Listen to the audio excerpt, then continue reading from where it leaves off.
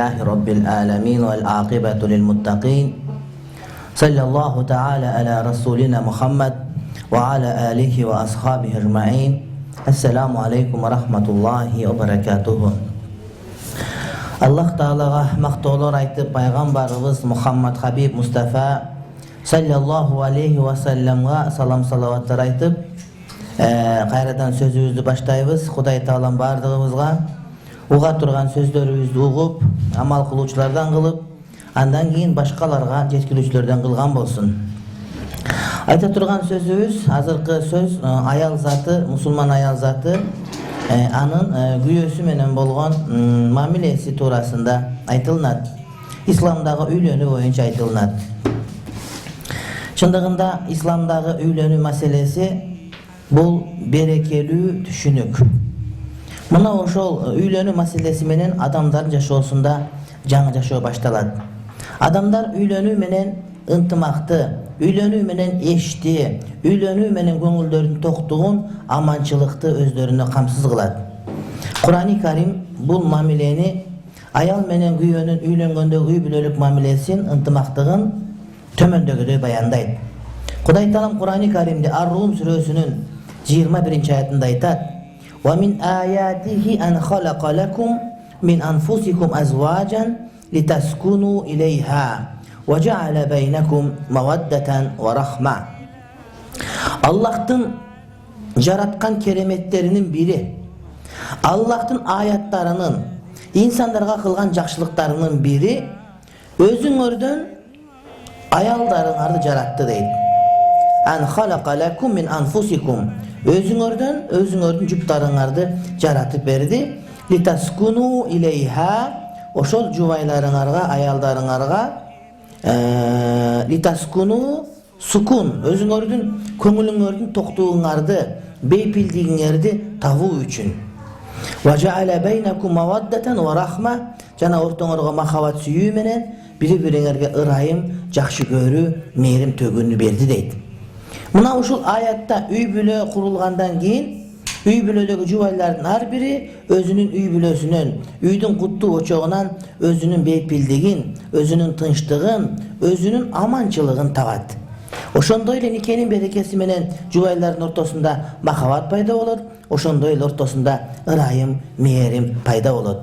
Мына ушуну Аллах Таала Kur'an-ı Karim'de ушинтип бизге баяндап берип болуп турат. Turmuşka çıgarda ayal zatı kimge turmuşka çıgarın elbette öylönüş gerek. Ankeni ayal zatı adamdı baktılıq kılatırgandağı, teyde baktısız kılatırgandağı bolup kalat. Bırak oşol ele uçurda ayal zatı kimdi baktılıq kıla turgan bolsa, oşol kimdi baktılıq kılgısı gelgendiğindağı tandap alış gerek. Peygamberimiz sallallahu aleyhi ve sellem İmam Müslim rivayet kılgan hadiste aytat: "Ad-dunya mata'un ve hayru mata'id dunya el-mar'atu salihatu." Dünya adamdın jirgalçılığından turat. Uşul dünyadagi adamdın takdırına yazılıngan en jakşılığı, en jirgalçılığı bul takva, salih ayal dedi. Adam kançalık bay bolbosun, kançalık biy bolbosun, kançalık mansapты karmabasın, biroq үйүндөгү ayalı jakşı bolmoyunça al толук бактылуу боло албайт. Эгерде үйүндөгү аял жакшы болуп, ага жакшы мамиле кыла турган болсо, анда эркектин бардык проблемасы чечилип, ошол эркектин көңүлү куунак болот. Демек, адамга берилген ыйман менен исламдан кийинки эң жакшы нерсе, дүнүйөлүк нерселердин эң жакшысы ага берилген жакшы аял. Ошол жакшы аял өзүнө кимге күйөөгө тие тургандыгын, кимдин аялы боло тургандыгын тактап билиш керек. Жөн эле турмушка чыга бергенге болбойт. Мисал үчүн Имам Бухари риваят кылган хадисте мына ушундай бир хадис айтылынат. Ханса бинти Хидам деген аял заты келип: "Инна аби завважани мин ибни ахихи ва ана лизалика карихатун, фашакауту залика ила Расулиллахи саллаллаху алейхи ve sellem." Atam özünün bir tuğanın balasına beni üylep koydu deydi. Beni turmuşka verip koydu, güyoga verip koydu kimge? Atam özünün bir tuğanın balasına beni güyoga verdi deydi. Men oşol balan jaktırbayt edem. Аны жакшы көрбөйт элем. Анан ошону айтып пайгамбарыбызга арызданып бардым. Атам мен каалабаган адамга турмушка берип койду, мен аны каалабайм деп айтып бардым дейт. Айтып барсам пайгамбарыбыз саллаллаху алейхи ва саллям менин сөзүмдү угуп туруп, факалали, мага мындай деп айтты дейт. Ажизи ма санаа абуки. Атаң жасаган ишке уруксат бер деди. Атаң сен ушул жака кудалап турмушка берип кое турган болсо, ошого макул болуп, ошого өзүңдүн уруксатыңды бер кызым деп айтты. Факульту мали рагбатун фима санаа би. Ошондо мен айттым, атам кылган ишке эч кандай кызыкчылыгым жок. Атам мени бере турган адам мага жакпайт деп айттым дейт. Дегенде факала пайгамбар айтты: "Изхаби фала никаха лаху инкахи ман ши'ти." Бар, сен бошсуң, кете бер. Сага нике байланган жери жок. Кимге кааласаң, мына ошол адамга турмушка чык деп пайгамбарыбыз кыйылган экенин жокко чыгарып, муну бар-бара бер, сенин никеңди кимге кааласаң ошого турмушка чык деди. فقلت قد أجزت ما صنع بي ولكنني أردت أن تعلم النساء أن ليس للآباء من أمور بناتهم شيء. Ошондо мен айттым дейт, мен атам ыраазы болуп, атам жасаган ишке ыраазы болдум. Атам мени кимге турмушка беришиге мен макул болдум. Бирок аялдар билип койгонун кааладым. Аталары кыздары мажбурлап турмушка чыгара албайт. Мына ушуну пайгамбардын оозунан чыгып, аялдардын кулаганы жетүүсүн мен кааладым. Мен атам мага кылган ишин мен ыраазы болдум. Ал мага жагат. Бирок менден башка бирөө ушинтип кыйналып калбасын деп, аялдар билсин деп ушундай дедим дейт. Ошондуктан турмушка чыга турган аял кимге турмушка чыгат? Келечектеги балдардын атасы ким болот? Мына ошол нерсеге маани берүүсү өтө зарыл болуп эсептелет. Шариятыбызда аял затын малдай кылып эле сатып жиберип, же болбосо анын пикирин укпастан каалаган жерге берип койгондогусу таптакыр туура эмес болуп эсептелет.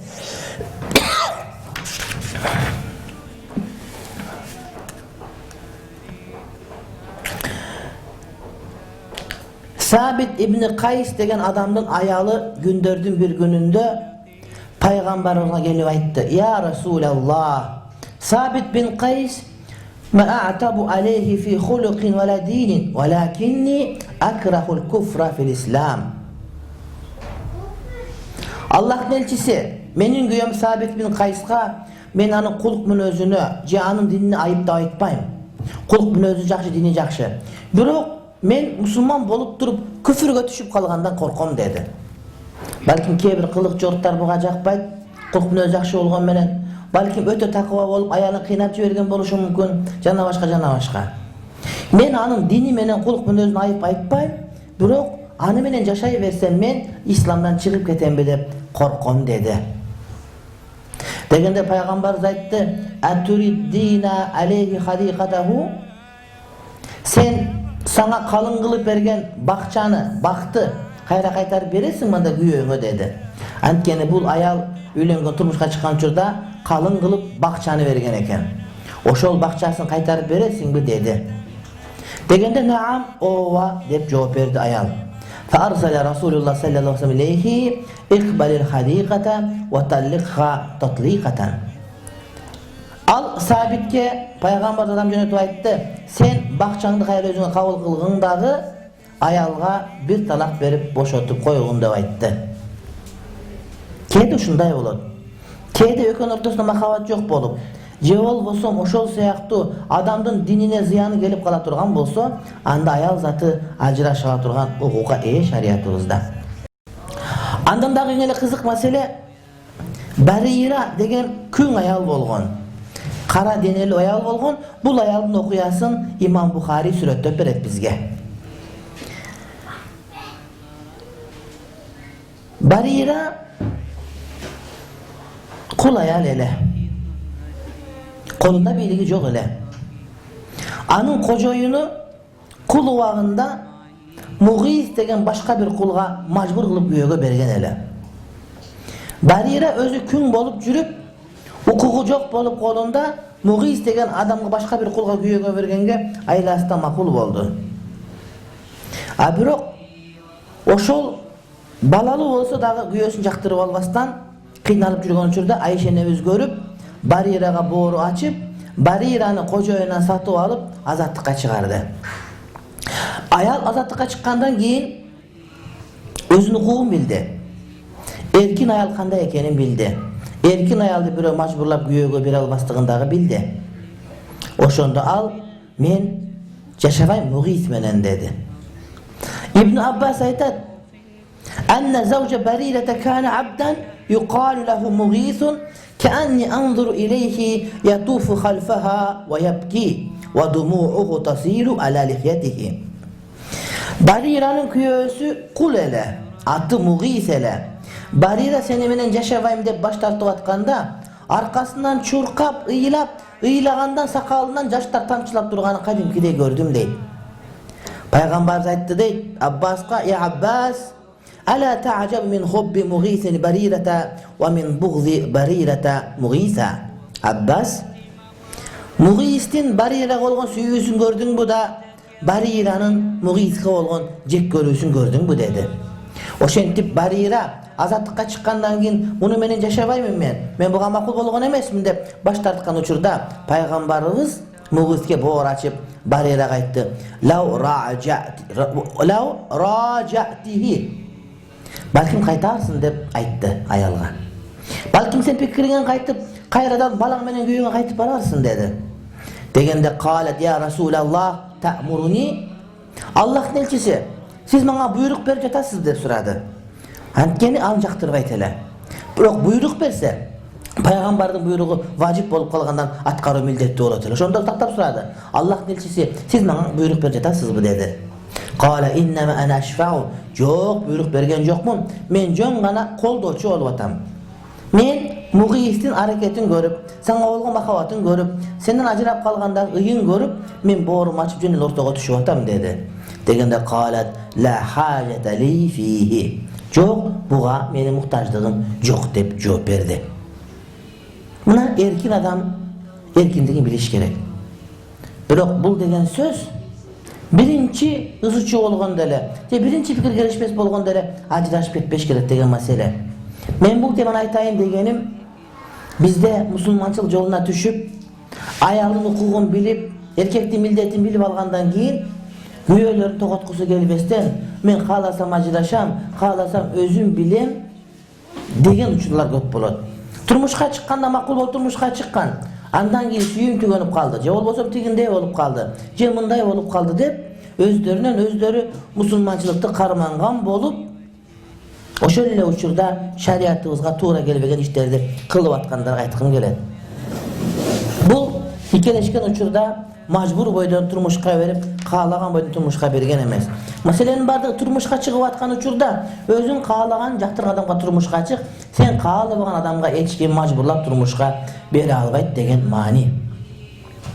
Пайгамбарыбыз айтат: "Иза атакум man tardawna dinahu wa khuluquhu fa'ankihuhu illa taf'alu takun fitnatun fil ardi wa fasadun arid." İmam Tirmizi, İmam İbn Majah al-Qazvini rivayet kılan hadiste Peygamberimiz aytat: "Egerde sizlerge dini jana kuluk menен özü ırazı bolo turgan bir adam gelse, ağa turmuşka çıktılar. Je anı kızыңарды ağa üyül bergile turmuşka. Eğer anday kılbay tura turgan bolsoңор, anda sizlerдің kılgan işiңер jer yüzünde fitna olup, anın buzukuluğu tez jayılat" dedi. Ошон үчүн кыздарыбызга, карындаштарыбызга, бир туугандарыбызга күйөө келе турган болсо, алардын дини, алардын адеп ахлагы туура боло турган болсо, башка нерсени карабастан турмушка бергендигибиз бул көптөгөн фитналарды сактап калганга себеп болот. Албетте такыва кыздарыбыз, намаз окугандар өздөрү сыяктуу такываларга турмушка чыгыш керек. Алла Таала Кур'ан-ы Kerim'de Ən-Nur surəsinin 26. ayətində aytat: "El-habisatu lil-habisin vel-habisuna lil-habisat." Caman ayallar caman erkekler üçün. Alemi caman erkekler caman ayallar üçün. "Vet-tayyibatu lit-tayyibin." Yaxşı ayallar yaxşı erkekler üçün. "Vet-tayyibuna lit-tayyibat." жакшы эркектер, жакшы аялдар үчүн дейт. Үй бүлө жөнүндө сөз козгоп атканыбыз, азыркы учурда көптөгөн элдер, көптөгөн адамдар бала төрөгөндөн чектелип атышат. Бала төрөбөй атышат. Bir bala, iki bala менен чектелип атышат.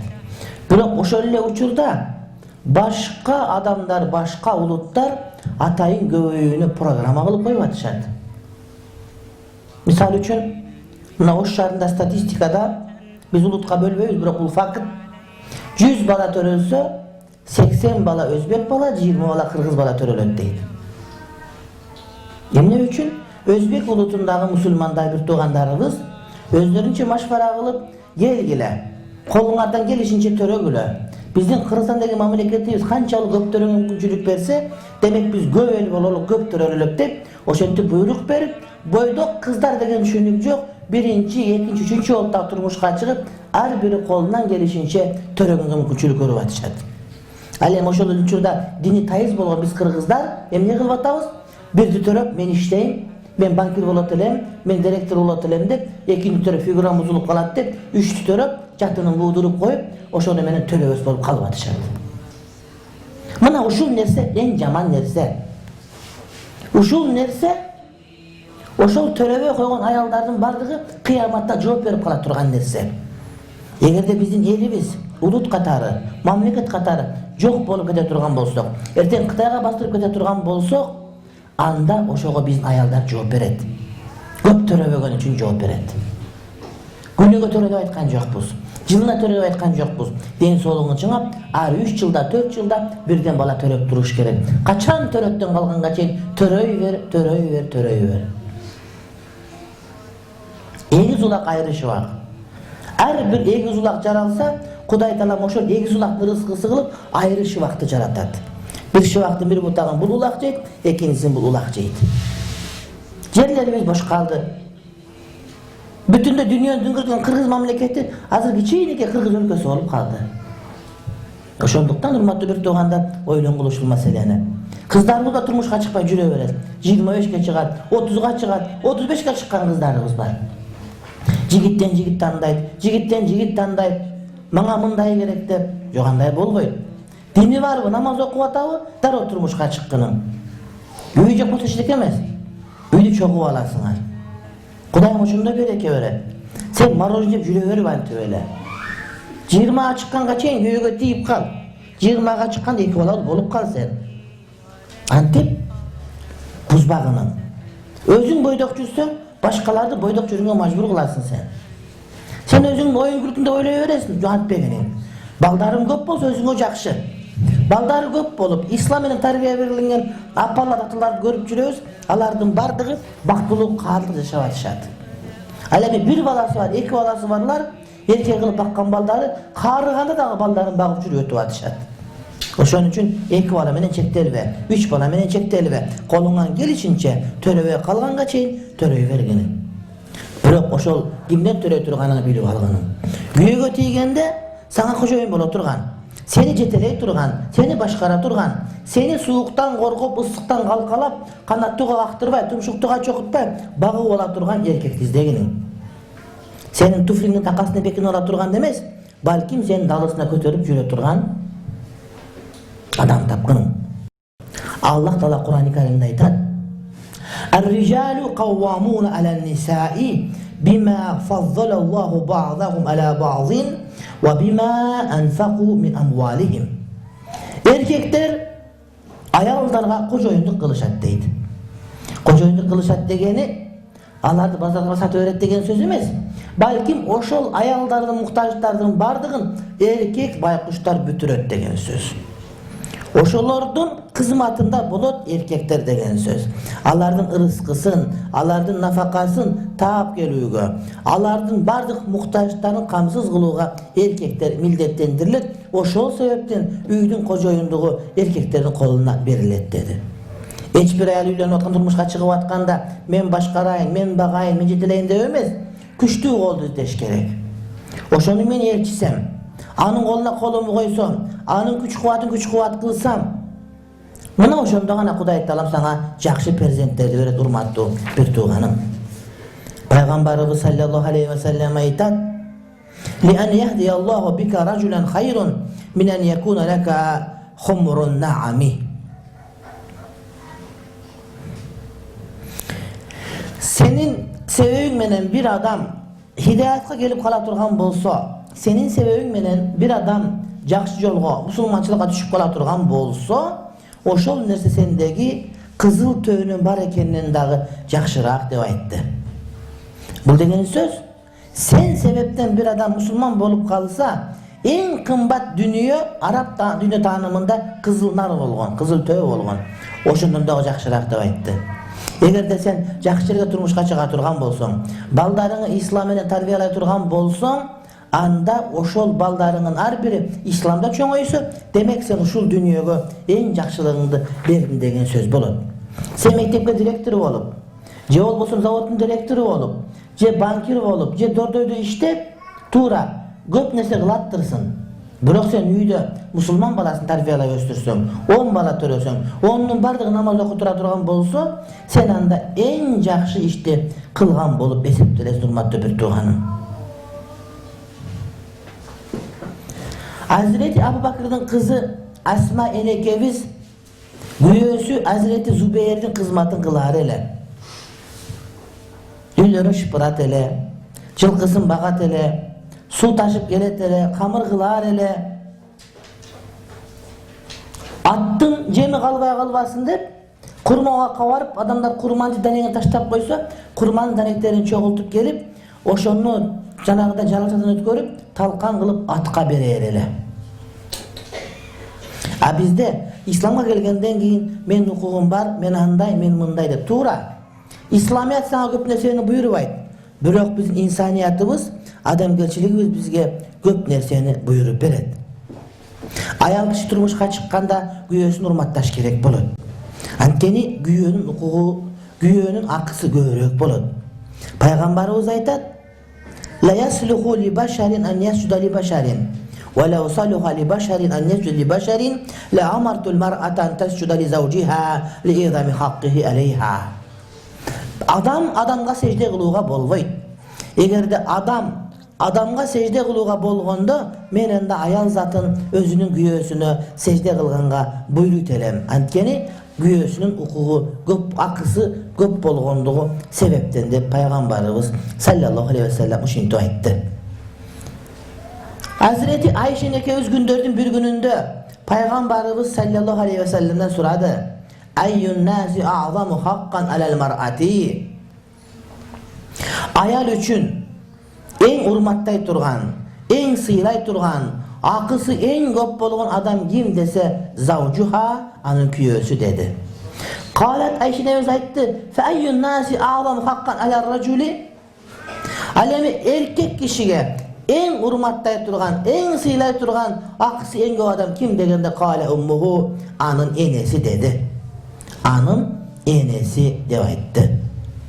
Oşonduktan ayal zatı özünün göğüs urmattaganda gana baldarına tuura tarbiye bergenden hareketin göröt. Peygamberimiz gündördün bir gününde momenti aytdı: "İza sallatil mar'atu khamsaha ve samat şahraha ve ata'at zawjaha ve hafizat farjaha, qila laha udkhulil cennete min ayyil abwabi şi'ti." Kaysıl bir ayal 5 mal namazını okup, bir ay orozosun karmap, güyösüne itaat kılıp moyun sunsa, jana abirin saktasa, bul ayala kıyamet aytılınat, 5'nin kaysıl eşigine girgin gelse, girever dep aytılınat dedi. İmam Tabarani rivayat kılar. Alemi Ummu Saleme nekeviz aytat: "Ayyuma imra'atin matat ve zawjuha anha razin, dakhalat el cennete." İbn Maca rivayat kılan hadiste Peygamber aytdı deyt: "Kaysıl ayal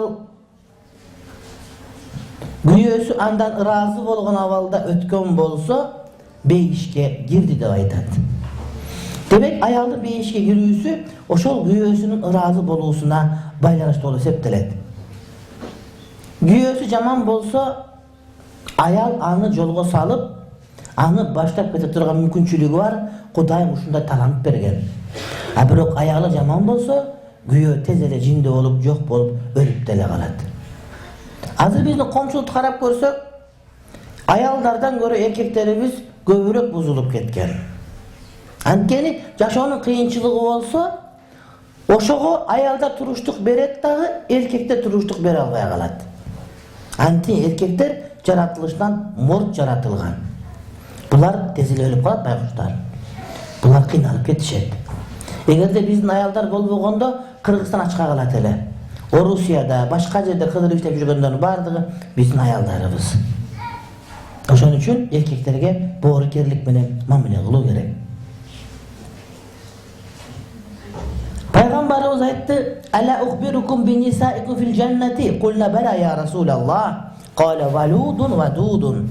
Idza ghadibat wa usi'a ilayha aw ghadiba zawjuha qalat hadhihi yadi fi yadika la aktakhilu bi ghamdin hatta tarda. Beyiştegi özüңөрдүн аялдарыңар тууралуу кабар берейинби dedi. Бул деген сөз силерди бейишке апара турган аялдар жөнүндө айтайынбы dedi. Ал деген сөз кандай аял бейиши болот, кандай аял күйөөсүн бейишке чыгарат, ушул жөнүндө кабар берейинби dedi. Бул хадис Табараниде риваят кылынат. Дегенде айтыңыз Аллахтын элчиси деп сурашты. Сураганда пайгамбарыбыз айтты: "Валудун вадуд" dedi. Көп төрөгөн, сүйкүмдүү болгон аял dedi. Аял аз төрөгөн менен жагымдуу боло албайт. Аял канчалык көп төрөсө, ошончолук сулуу көрүнөт. Төрөбөй калса атайлап төрөбөй койсо, аял ден соолугу начар болот. Мүмкүнчүлүгү болушунча көп төрөгөн аялдын ден соолугу ошончолук чың болуп, ошончолук ажарлуу, ошончолук сулуу болот. Ал эмес, сулуулукту баалагандар айтышат, эң сулуу аял боюнда бар аял деп. Көп төрөгөн сүйкүмдүү аял dedi. Ачуусу келе турган болсо, же ага бир жаманчылык бир аз кылынса, же күйөөсү ага ачуусу келе турган болсо, бул аял заты колум сиздин колуңузду кармап турат. Эч кандай көзүмө сурма койбоймун, сен ыраазы болгонго чейин көзүмдүн кирпигимди какпайм деп күйөөсүнүн колун карап ыраазылыгын талап кылган аял dedi. Ачуусу келсе, ачуң келсе кайра өзүңө келесиң деп басып кеткен жер жок. Эки колун күйөөсүнүн колуна коюп, ушул колума сурма койбойм, башка кылбайм, колуму башка нерсеге алек кылбайм, мен сиздин колуңузду кармап турам, качан ыраазы болмоюнча көзүңүз тиктеген бойдон турам деп күйөөсүнүн ыраазылыгын алып гана башка ишке өткөн аял dedi. Демек күйөөсүнө маани бербей койгон албетте туура эмес маселе. Пайгамбарыбыз саллаллаху алейхи ва саллям Азирет Абу Хурайрадан төмөндөгүдөй хадис айтат: إذا دعا الرجل امرأته إلى فراشه فلم تأته فبات غضبان عليها لعنتها الملائكة حتى تصبح. Эгерде күйөөсү аялын төшөккө жубайлык мамиле үчүн чакыра турган болсо, аял баш тартса, күйөөсү ага ачууланып түнөй турган болсо, таң атканга чейин периштелер ал аялга каргыш айтып чыгат деп айтышты. Мына ошол күйөөсүнө моюн сунбагандыктан күйөөлөрдөн туура эмес мамиле келип чыгат. Эгерде аял кишилер келип күйөөлөрү туурасында, жолдоштору туурасында мага жаман мамиле кылат, башка десе, ошонун түбүндө сиздин өзүңүздүн кайсы бир кемчилигиңиз болгон болушу мүмкүн. Эмне үчүн? Ал жөн жерден ошентип башталбайт. Пайгамбарыбыз айтат: لا يحل لامرأة تؤمن بالله أن تأذن في بيت زوجها وهو كاره وتخرج وهو كاره. Allah Taala iman keltirген аялдын күйөөсү жаман көргөн адамды үйүнө киргизгенге болбойт дейт. Чыныгы момун аял күйөөсү жаман көргөн адамды үйүнө киргизбейт. Ошондой эле күйөөсү каалабаса үйүнөн чыкпайт. Вала тути'у фихи ахадан. Ошондой эле күйөөсүнөн башка итаат кылбайт, күйөөсүнө каршы иштерде. Вала ta'zila firashahu, күйөөсүн төшөгүн бөлүп койбойт. Вала тадрибаху, күйөөсүн урбайт.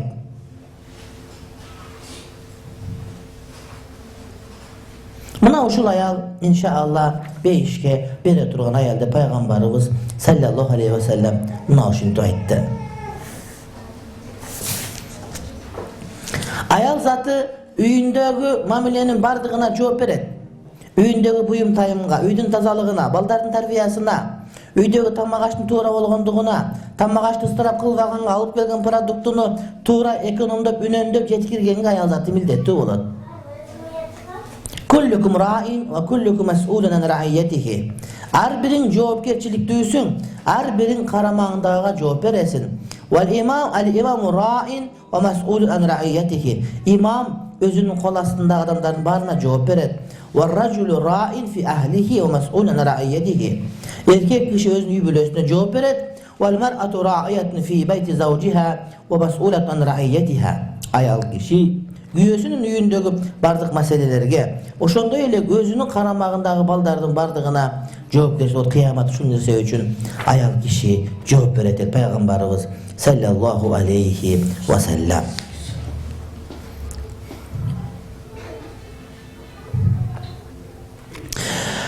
Ayşe nekevüz aytat kana nebiyyü sallallahu aleyhi ve sellem iza atakafa yudni ileyye ra'sahu fa uracciluhu ve kana la yadkhulul beyte illa li hacetil insani. Peygamberimiz etikafta oturgan uçurda başın terezeden çıkarıp men jaka görsetetele, men peygamberin çaçın tarap beretelem deydi. Etikafta oturganda meçittin janında peygamberin üyü olup bir gana duval bölüp durgan. Oşol жерden başın çıkaratele, çaçın tarap beretelem de üyüge muhtaçlık olğandygyna giretele. Etikaf meçitde otura turgan 10 gündük ibadat. Ayşe neviz oşol uçurda bolsa dagı peygamberimizin çaçın tarap aga mani veretelem deydi. Demek ayal zatı güyölörüne mani veriş gerek. Çaçın tarap, anı sakalın qarap, jakasın qarap, giyimlerin qarap, emne jewatkanın qarap, oşol 5 balası olsa 6-ncısı qatarı, 3 balası olsa 4-ncüsü qatarı, 1 balası olsa 2-ncisi qatarı balasında mani verip güyösün qaraş gerek. Güyö oşol nersege muhtaç. Egerde sen bolbosoň, güyöň jok olup, jüdöp, ölüp dele kalışı mümkün.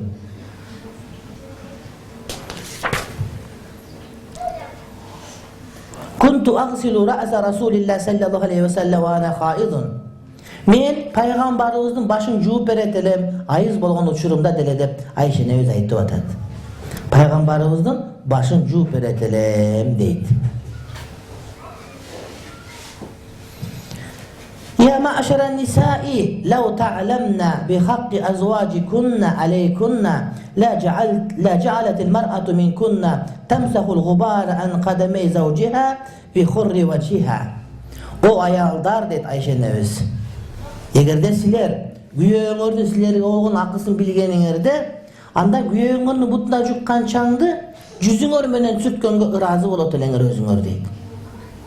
Oşentip güyöňörün ırazılığını alsaňar albette al joopsuz kalbayt. Albette al joopsuz kalbayt. Aga andan dagı jakşyraak bolgon mamile, andan dagı jakşyraak bolgon kaytarym söz türde geletdi. Muna oşinti ayda peygamberimizin süýükli ayaly Hazreti Ayşe enekebis. Hazreti Buhari'nin hadisinde gelet. Yakfurnal aşira ve yakfurnal ihsana. لو أحسنت إلى إحداهن الدهر ثم رأت منك شيئا قالت ما رأيت منك خيرا قط. Kebir ayalları bolat. Allar küyösünün jakşı mamilesin, küyösünün jakşılığını unutup koyuşat. Ömür boyu jakşılık kılıp gelsen, bir gün atkarılabay kalsan anın kaalı olsun tilegin, senden jakşılıkты taptakır görgön jokmun dep aytışat dedi. Etiyet boluş gerek. Seni üylöngönden başlap, sana giyim alıp berip, tilegenin alıp berip, kalanjağına taşıp, sana şopur olup, kulunday olup dagı, bir gün aytkanın atkaralbay kalsa, eş jakşılık kılgan joksun dep aytkan, bul albette insaptуулukka, adamgerçilikke tuğra gelbeyt dep aytdı.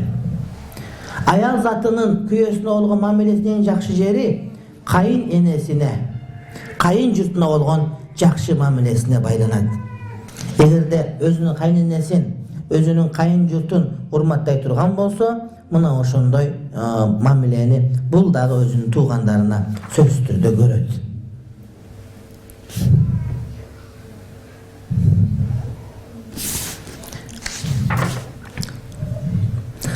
Ayal zatı güyösünün sırrın bürök aytbaş gerek. Güyösünün kemçiligin, je güyösünün ökön ortasında bola turgan ayıptары bola turgan bolup elge bildiribey turgan bolsa, oşonu jaşırgan jakşyraak bolat. Peygamberimiz aytat: "Inna min şerrin nasi indallahi manzilatan yawmal kıyameti er-racula yufdi ila imraatihi ve tufdi ileyhi thumma yanshur ahaduhuma sirra sahibihi." Kıyamatda Kudayın астындагы en jaman daraja ушунда турат dedi. Ayal menen güyösü tünde çoğu olup, ertesi köşege çıkıp, ar kimisi birinin sırrın ekinchisine aytıp bergenliginde turat dedi. Joğanday bolboydu. Üydögü mamile, üydö kalış gerek. Anı maktanıp, anday oldu, munday oldu en jaman derse. Ayla mazır kuçuda, anı video tartıp, televizyon tartıp, internete çıkarıp jiberigen, andan daga jaman mesele. Ayal zatı güyösünün janda dayama turup, güyösüne pikirin koşup, güyösüne jardam berip turganга mildеттүү болот. Анткени анын кыйналгандыгын, аны бир нерсеге ойлонуп аткандыгын бардыгынан дагы аялы жакшыраак билет. Ошон үчүн аялы күйөөсүнө жардам берип, пикирин кошуп, ошол пикирди өзүнүкү кылгандай кылып чыгартканга аракет кылыш керек.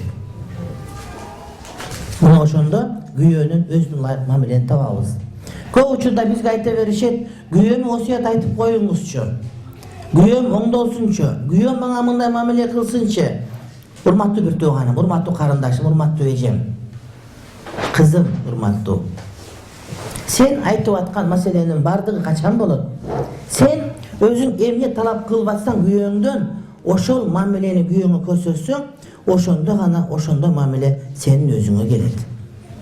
Ага чейин келбейт. Sen өзүң эч нерсе бербей туруп, андан бир нерсени талап кылбагының. Андан сырткары, sen күйөөң Кудай жолунда иш кылганга, Кудай жолунда кайрымдуулук кылганга, Кудай жолунда курманчылык кылганга себепчи болгонуң. Ошого үлгү болгонуң. Күйөөң ошондой кылып курманчылык кылам десе, ошого макул болуп, күйөөңнүң жакшылык кылган иштеринде сен көмөкчү болгонуң. Күйөөңнүн ибадат кылуусуна, намаз окуусуна, багымдатты калтырбастан окуусуна ыраазы болгонуң сен. Рахималлаху ражулан кама минал лейли фасалла ва айқаза имраатаху фасаллат фа ин абад назаха фи вачиха ал-маа. Түндө намазга такажутка туруп, аялын ойготуп, аялы ойгон болсо бетине суу чачкан аял эркекке Аллах разы болсун деди. Ва рахималлаху имраатан камат фасаллат ва айқазат заужаха фасалла фа ин аба назахат фи вачиха ал-маа. Ошондой эле түндө намазга туруп, күйөөсүн ойготкон аялды Кудайым ырайым кучагына алсын деди. Күйөөсү ойгон болсо бетине суу чачып ойготкон аялды Кудай тарап ырайым кучагына алсын деп айтты. Адамдын дүйнөдөгү бактысыздыгы 3 нерсе менен болот деди. Жаман аял менен болот деди. Жаман үй менен, ошондой эле жаман унаа менен, жаман улоо менен болот деп айтты. Демек, адамды бактылуу кылуу аялдын колундагы иш. Ошондуктан да аял дайыма күйөөсүнө жасанып көрүнүш керек. Көчөгө чыкканда, базарга барганда, магазинге барганда канча мүнөт көзүнүн астында турасың, жана күйөөң жумуштан келерде канча мүнөт көзүнүн астында турасың, ушул маселени эстен чыгарбаш керек. Пайгамбарыбыз колуна хына койбогон аялдарды жаман көрөр эле. Эмнеге мунун колу эркектин колундай деп? Жок, аял дайыма назиктиктин, сулуулуктун, сылангандын үлгүсү болуп туруш керек.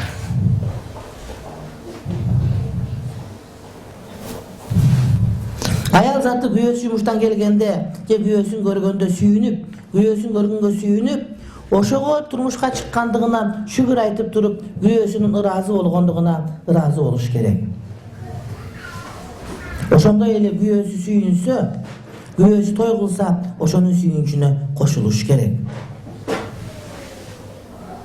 Ошондой эле аялы күйөөсүнө башка аялдар жөнүндө сүйлөбөш керек.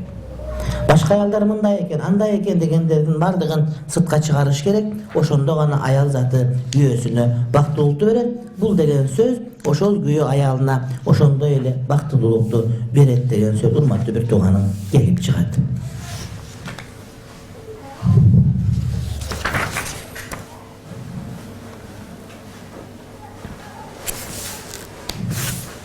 Кудай Таалам бардык бир туугандарыбызга бактылуулук берсин.